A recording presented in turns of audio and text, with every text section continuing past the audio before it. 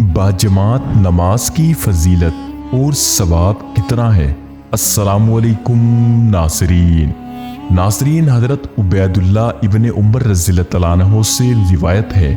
वो फरमाते हैं कि मेरी ईशा और फजर की नमाज कभी जमात से ना रही थी। एक रात मेरे यहाँ कुछ मेहमान आ गए जिनमें मशगूलियत की वजह से मेरी ईशा की नमाज जमात से जाती रही। चनाचे मैं निकला कि शायद ईशा की नमाज की जमात बसरा की किसी मस्जिद में मिल जाए, लेकिन तमाम लोग नमाज पढ़कर फारिग हो चुके थे और मसाजिद बंद हो चुकी थी। फिर मैं अपने घर लौट आया और मैंने सोचा कि बिलाशुबा हदीसे पाक में आया है कि जमात की नमाज फजीलत रखती है, अकेले पर 27 दर्जे।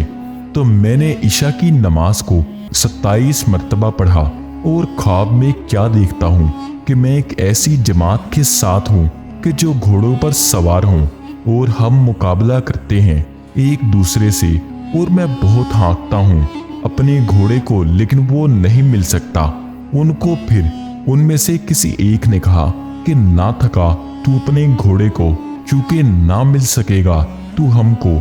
मैंने कहा क्या वजह है? उसने कहा इसलिए कि हमने ईशा की नमाज जमात से पढ़ी और तूने नहीं, इसलिए तो हमसे नहीं मिल सकेगा। यानी ये सवाब और फजीलत की बरकत है बाजमात नमाज की कि अगर 27 दर्जे ज्यादा मिलते हैं तन्हा नमाज पढ़ने से, तो अगर एक शख्स ने अकेले में 27 बार नमाज पढ़ी तब भी वो उनके सवाब को ना मिल सका।